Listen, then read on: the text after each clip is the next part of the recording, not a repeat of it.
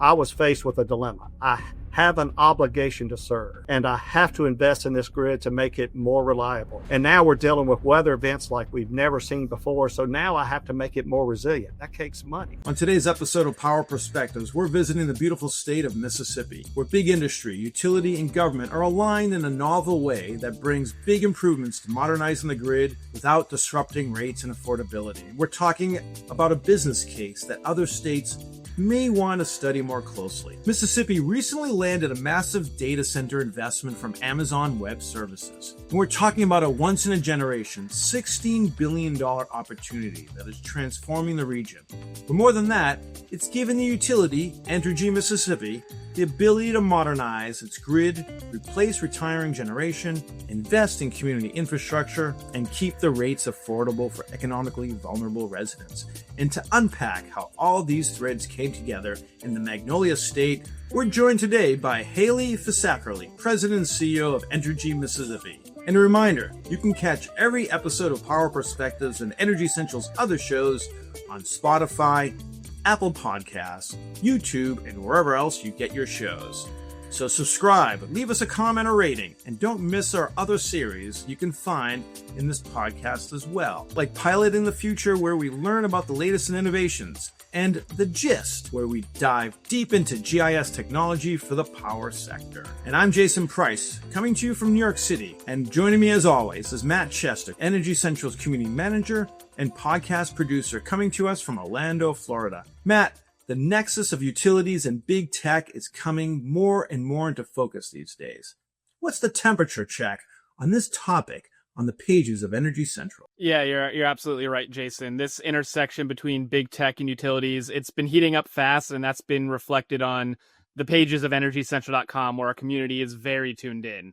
We're seeing more conversations from every corner of the sector, the utility leaders, the consultants, even the technologists, the futurists alike. And it's all around the implications of these massive data center projects. And the conversations aren't just on that, the obvious topic of meeting that power demand, but also on the more nuanced questions. Can our grid handle this?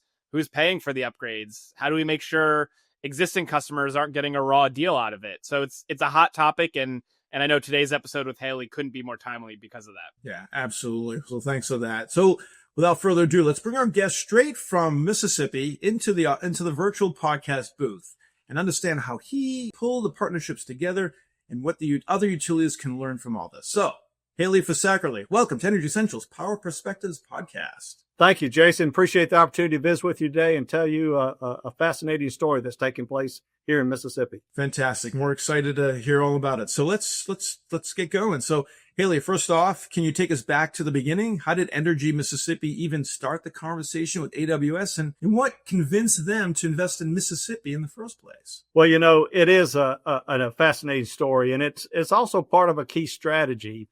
Just to give your audience a key, Entergy Mississippi is a part of Entergy Corporation and one of our 5 operating companies. Our sister companies are in Arkansas, Louisiana, Texas, and New Orleans. And Entergy as a whole has always seen tremendous industrial growth, especially along the Gulf Coast area. But for Entergy Mississippi, we have lacked that growth, really significant growth. And as you know, this industry, we deploy electrical service to benefit all of our customers. And if you don't have growth at a time when you're seeing costs of goods and materials and labor going up, and you have to invest to improve service at a time when we're more dependent on electricity than ever, it has a negative impact on your existing customers. So about a decade ago, we knew that we had to do something different. We had to find some transformational growth for opportunities, something that really moved the needle, brought investment in the state, and allowed us to modernize our grid to better serve our customers, but not push unnecessary costs on them.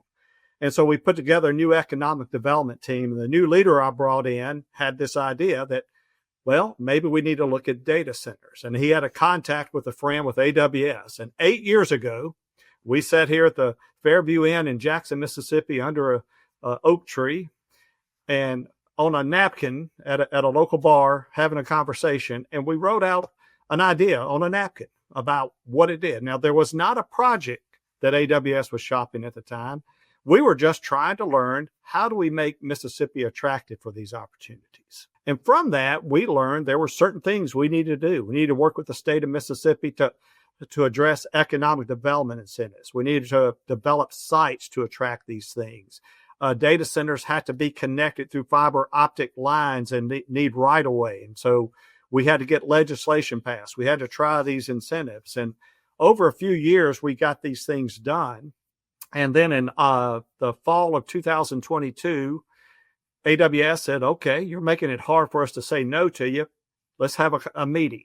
And we huddled with them in Colorado Springs. They asked a lot of questions about the company, our availability, who we were, our capabilities. And the following spring, we get a call. Now, Jason, those earlier conversations were around traditional, what we call now traditional data centers, cloud storage, or what AWS called availability hubs. It had morphed into this new business around machine learning, AI. And they were asking, say, well, can you deliver a project for us to help us meet our customers' needs over 3 years? And that's when we had to get to work. And that what led to this opportunity to go. But it went all the way back to, how do we find something to bring growth to benefit our communities and customers? Okay. That's really interesting. So let's talk about that growth in your jurisdiction. So let's talk about the nature of the deal and what Mississippi is getting out of it and giving up. And I'd love to hear about, like, what does this mean from an investment standpoint, from a modernization standpoint? What did you end up gaining from this, and what did you end up giving up? Well, I've negotiated a number of deals over my 30-year career with Entergy, with other customers, but I will say the state has given up very little and getting a whole lot. And so the state of Mississippi, so what we're getting, AWS committed to build 2 data center campuses and make a minimum investment of $10 billion and create 1,000 jobs with an average salary in excess of $60,000 a year. Here we are a year and a half later. As you mentioned earlier, that investment now is north of $16 billion, and it's going to be an average of 2,700 direct and indirect jobs. The direct jobs are going to be actually 1,000, averaging north of 88,000. And with that, with the investment in jobs, so based on the $10 billion investment, the state also receives Madison County, where the 2 facilities are going, will receive estimated ad valorem taxes in excess of $80 million a year. New revenue. Half of that has to go under state law to the local school districts. So this is going to be transformative to schools, to young people, and Madison County will now have additional dollars to invest in infrastructure. The state of Mississippi had to grant what AWS needed was exemption under sale and use taxes. And that's due to the fact that their equipment doesn't meet the normal life span of most appreciable assets. And so they are constantly having to change out the equipment in these facilities. So they needed exemptions under sale and use taxes. Well, the state didn't really give up anything because they weren't collecting anything there in the first place. And they get all of this investment. There was a $250 million loan from the state of Mississippi to Madison County to help build out a lot of the infrastructure around this site. That will be paid back through a fee in lieu tax by AWS within a year after it's fully up and running. So it's a huge win-win for the state, for our customers, for our communities, and for our employees. All right, let's talk about the timing. I think you mentioned 3 years, then there was 8 years in the making. But talk about the timing, but more importantly, what are some of those obstacles that, our listeners could, think about and understand how you overcame some of those, and any advice you'd share about some of these obstacles that you faced? These deals are down to speed to market. So AWS, as you know, there's a race now to deploy AI, and more companies and businesses are needing it now. And AWS is one of the largest providers of data access and centers. They provide these platforms. They are signing up contracts with customers. And because of that, they're needing to accelerate the deployment of that. So speed to market is very important. And the way our world works today, and especially for regulated utilities, between the design, the permitting, and the regulatory approval process, this project would have taken normally 5 to 6 years. If we were going to grab this opportunity and win this opportunity, it had to be deployed in 3 years. So the biggest hurdle we had to do is, how do you accelerate the process for approval, yet make sure you have all the regulatory protections in place to protect other customers? And that's where it became a real team effort from the governor of Mississippi, Governor Tate Reeves, who's been very passionate about economic development, the legislature and the Mississippi Public Service Commission coming together to figure out, how do we remove the hurdles on the front end that kind of slow down the process, but throughout it, you're putting protections in place to make sure everybody's protected and we can deliver on that. And that's what happened. The state of Mississippi passed legislation that created a process to accelerate a lot of the permitting, the review process. It's not eliminating, but accelerating, moving on the front of the line, reducing the time period for review, and granting, for example, what we needed were the certificates of a conveniency and necessity to make the investments in the transmission, the generation, substations that we were going to have to build. The protections are added through there, where we have to, every asset we deploy has to go through a prudency review at the Public Service Commission, and we have to require reporting throughout the process. So it actually puts more work on us than it has lessons work, but it accelerates this process to be able to deliver on this tremendous and transformative opportunity. My understanding is Mississippi is not a growth state right now from a population standpoint. It's fairly static, which is a lot of, or am I mistaken there? What's the demographic look like there? That's true. You know, Mississippi of the southern states has been one of the ones that has not been growing at the rate of our neighboring states. And so that's one reason why our governor has been and our legislature have been so passionate about finding ways to accelerate growth in this state and to stop the brain drain, if you will. And so that's what was neat about this opportunity too, Jason, because we're bringing another high-tech industry in here that creates jobs that are very attractive to younger generation. I mean, okay, so that kind of leads to my question, where you mentioned that the new funds available for the schools, that's critical. But if the state's not growing, then it's sort of, it will only impact so much. But what else do the community gain from this? Like, can you talk about how you pitch this to be a win-win for both the hyperscaler and the community? Well, Madison County, where these two campuses are being built, is a very progressive county. It also is where Nissan has a major manufacturing facility. The Madison County Board of Supervisors and the Madison County Economic Development Authority were very bought into what it took to be growth. And I'm going to have to give them a lot of credit. We did help bring the project here, but projects don't go anywhere unless you have a site and a receptive community to bring that in. And so they really showed leadership. A decade ago, they acquired this property that now house where AWS is building one of the campuses, and the second property they had negotiated the deal, had not acquired it yet. So they were really on the forefront of trying to find attractive sites, doing the early work to get control of them and to have them site ready to do that. So it didn't take much selling there to get them on board. And so that made it really helpful there. The other thing too, though, as a part of that legislation, the community is also receiving workforce development dollars. So in addition to the $250 million loan, there was another $35 to $40 million for workforce development to train the workers that were going to be needed to work in this industry and in these facilities. Don't go to AWS, or they go right to the entities that will be training this workforce. Fantastic. All right, I want to talk about the impact that came from this investment to modernize the grid, but primarily the generation, because you need the generation to power these infrastructures, these data centers. So talk to us about that. Is there new types of generation that's being introduced? What, who's paying for it? Just, paint the picture for us to understand where that's coming from. So Jason, this is the part that excites me. This is what it's going to allow us to do for the rest of our customers. As I told you on the front end, I was faced with a dilemma. I have an obligation to serve, and I have to invest in this grid to make it more reliable. And now we're dealing with weather events like we've never seen before. So now I have to make it more resilient. That takes money. What AWS is doing, they They threw us a lifeline. We're bringing in now a large customer.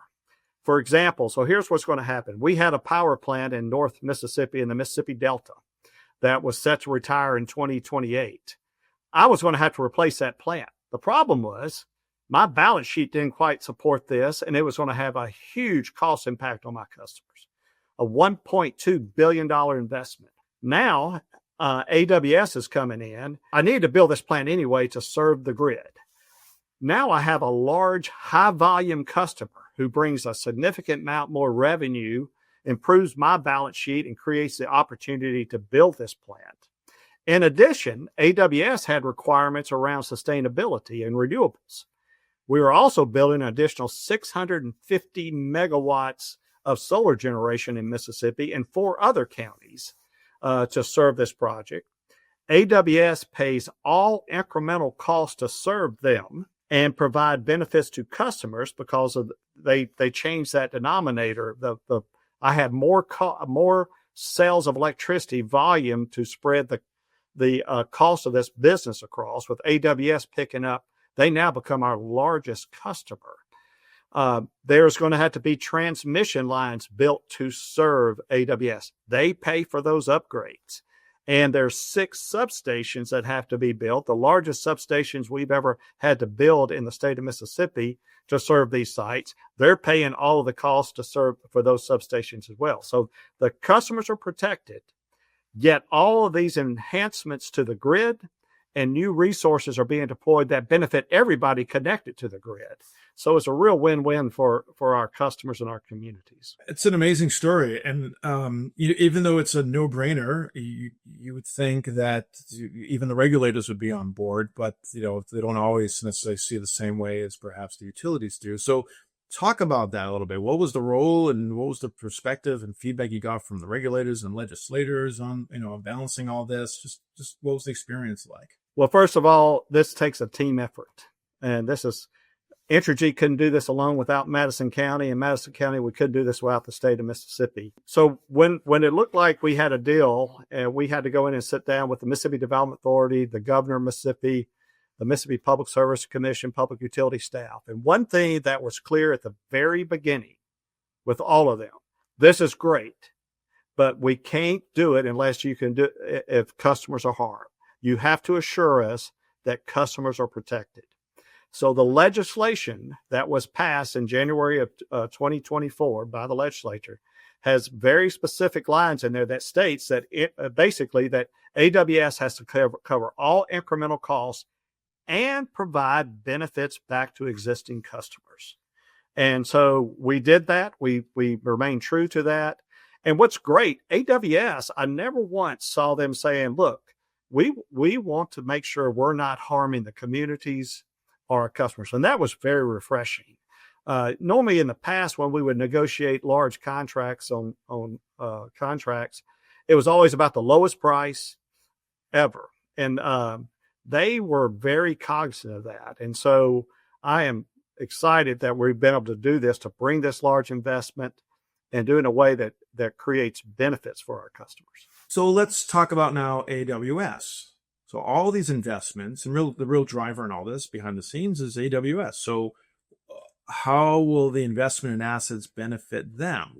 Are there any conditions or certain covenants that they gained from this that perhaps you wouldn't have negotiated with other companies under unrelated conditions like this deal? Well, what they got was a deal that allows them to meet the time frame they needed, right? And so we could deliver these 2 data centers in 3 phases over 3 years, just as they requested. And I'm pleased to say that phase 1, here we are 18 months later, we've already delivered phase 1, which is 4 buildings and 1 substation.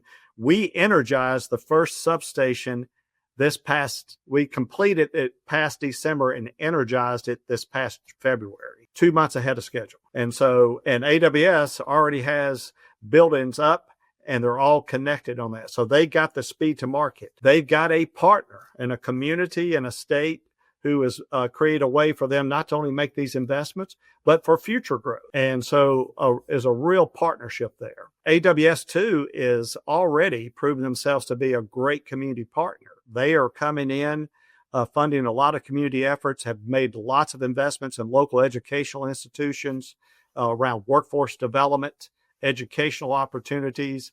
They're not waiting till the day they start to sell their product. They are making investments right now on the front end there to come in on that. So I may have missed some other parts of your question there, Jason, but that's kind of what we're seeing there. I think you captured it. It's basically, they represented a good corporate citizen to the community, which I think is the piece here. And then also, what's in it for them. And you answered that too. So thank you for that.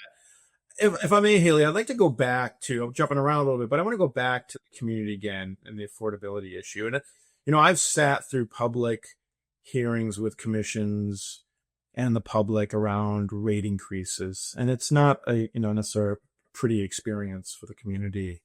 A lot of communities are challenged, visiting some of these, whether in New York City or Detroit or in Cleveland or in Los Angeles. It's a lot of pushback. So I feel like there's a real talent and a secret sauce that you haven't necessarily shared. And I'd love to understand a little bit more, like with 20% of your customers below the poverty line, how did you ensure that the project, maintains the affordability and doesn't impact the residential customer?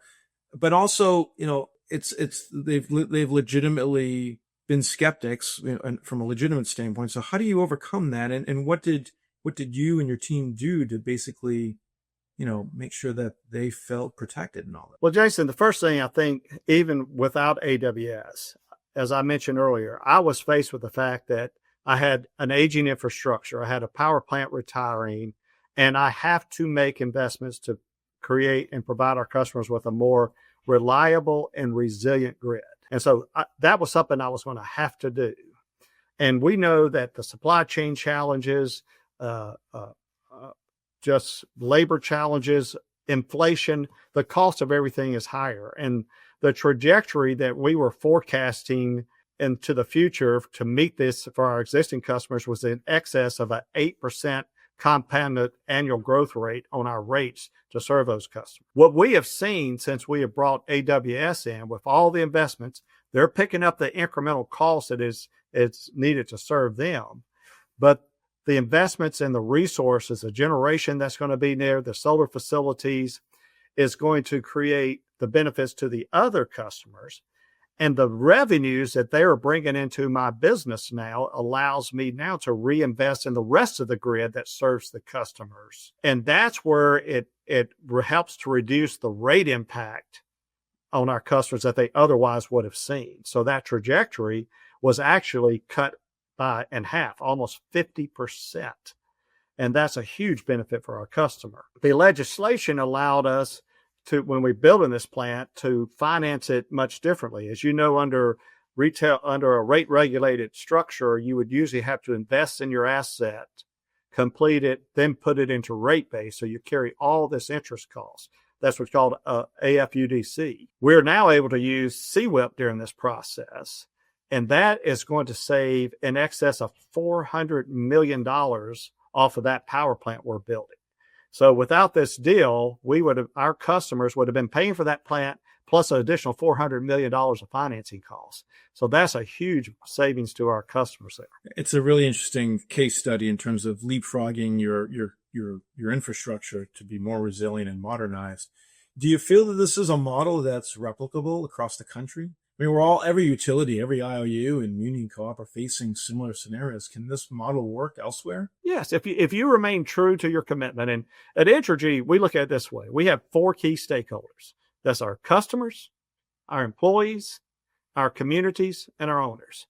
And every deal, if you approach it, you got to make sure you can check the box on every one. For our customers, we're creating an opportunity for new jobs, new investment in the state, a new industry for future generations, and a new customer that's going to help carry the cost to build a more reliable, resilient grid to serve us all. Our employees are getting new job opportunities. We're having to build more assets, make new investments, and create a new future for them. And our communities, as I mentioned earlier, are getting a large tax-paying entity that's coming into their area that's going to create new schools, new roads, new infrastructure needed to be able to serve them. And of course, in the end, our owners win as well. And so if you take that approach and also have a customer-centric mind, as I meant, it was no mistake that I list those stakeholders in that order. If you have a customer-centric mind and make sure you do things that value all customers, that's what's going to happen. And Jason, I think when we look at this time and age, where we're looking at the build out of AI, we're looking at the onshoring of jobs here, we're looking at electrification. The electric utility industry has been here over a century, and we can deploy this in a way that not only benefits the new AI companies or the other industries come in, utilities can do this in a way that benefit all customers.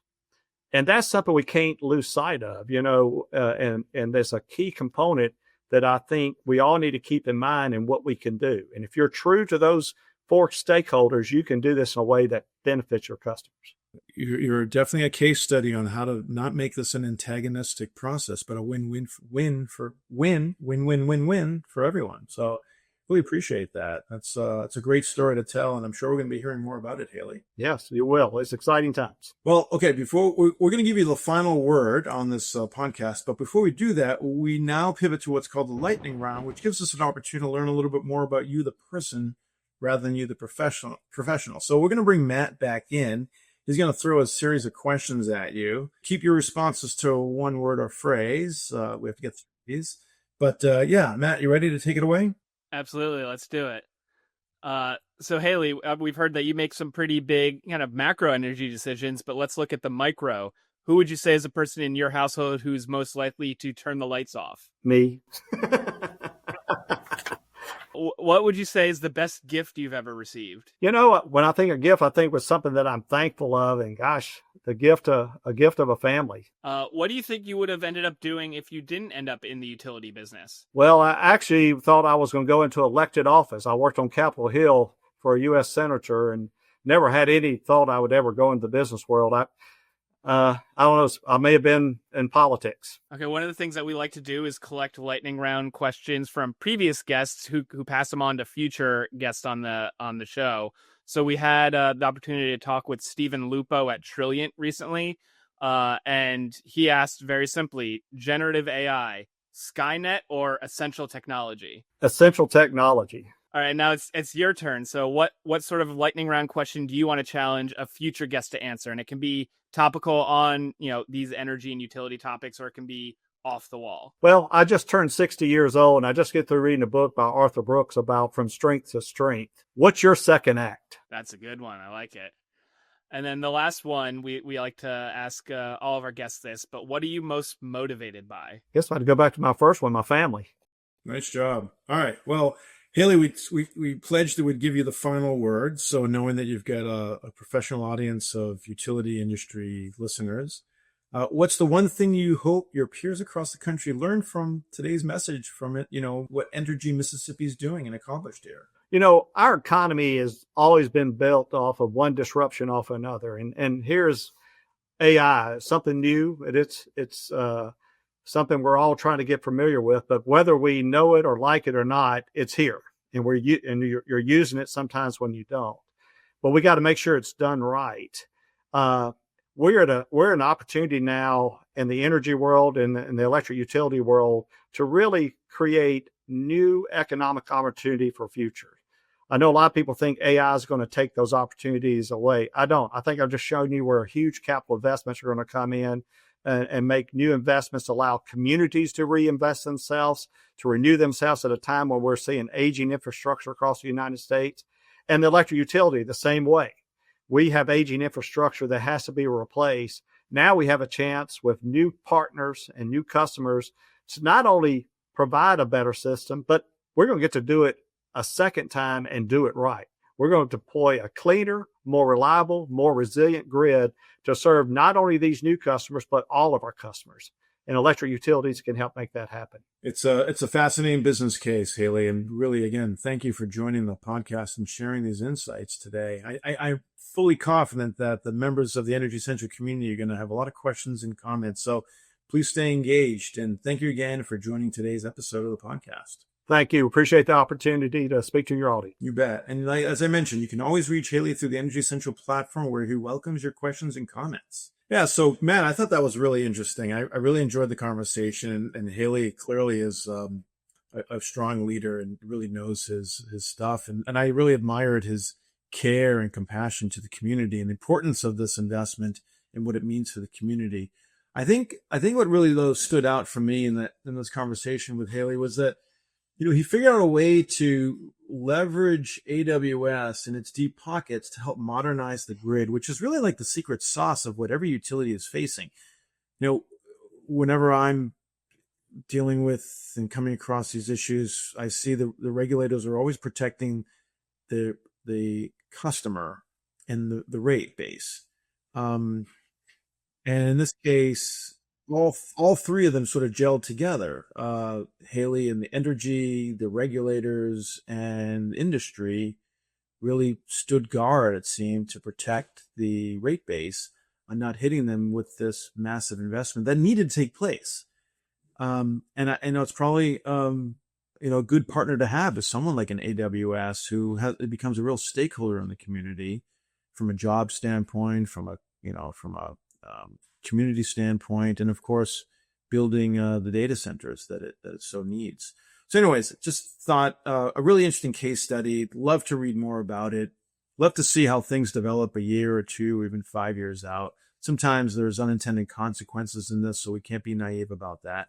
But I think that we all could benefit from studying this a bit further and see how things are, and check back with Haley and the team, at that time to learn, what are the lessons learned and where did we stumble and where could we learn from those mistakes and capitalize on the ones that panned itself out. So anyways, that's my take. What about you? What stood out for you? And I think it's a fair point you bring up that, this is, we're still in the early days of this kind of rapid and massive growth in the data center. So it's going to be a moving target. And, you kind of touched upon something that, struck me, which, I mentioned in the introduction where, the questions that I see come up on Energy Central about this type of big tech utility intersection is, okay, great, but who's going to pay for this? Is it going to, be a big onus on the ratepayer?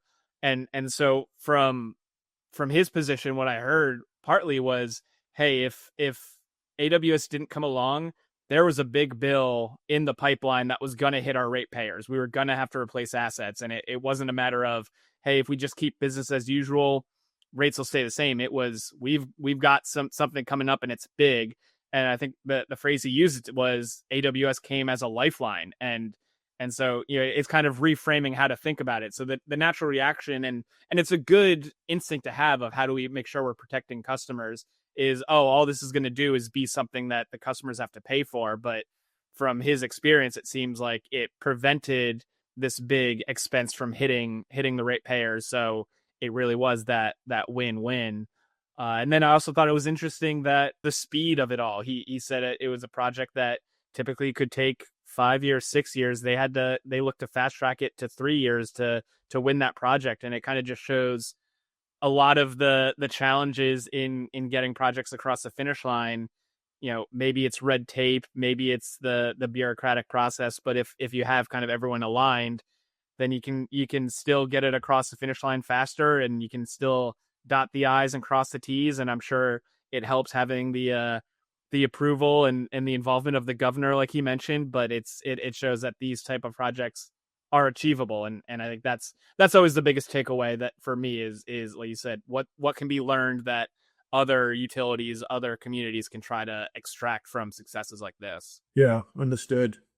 Do you have any suggestions on how we can get in touch with you for if we want to have future guests join the podcast, or post any questions, any thoughts around that you can share with the audience? Yeah, absolutely. So, whether it's you have questions for Haley or questions for Jason or myself, or just general comments on and suggestions for the podcast, we definitely want to hear from you. You can leave them in the comments of the episode on energycentral.com for this podcast episode. And you can always reach out to us. We want to hear from you. We'd love to hear ideas, suggestions, questions. I can leave my email address is mchester@energycentral.com. So again, if you think you have a good idea for a topic, a guest, or just general feedback, we definitely love to hear from you. That's great. And again, it's M. Chester, Matt Chester. So it's mchester@energycentral.com. Thank you for that, Matt. And thanks to our sponsor, West Monroe. West Monroe is a leading partner for the nation's largest electric, gas, and water utilities, working together to drive grid modernization, clean energy, and workforce transformation. West Monroe's comprehensive services are designed to support utilities in advancing their digital transformation, building resilient operations, securing funding, and providing regulatory advisory support.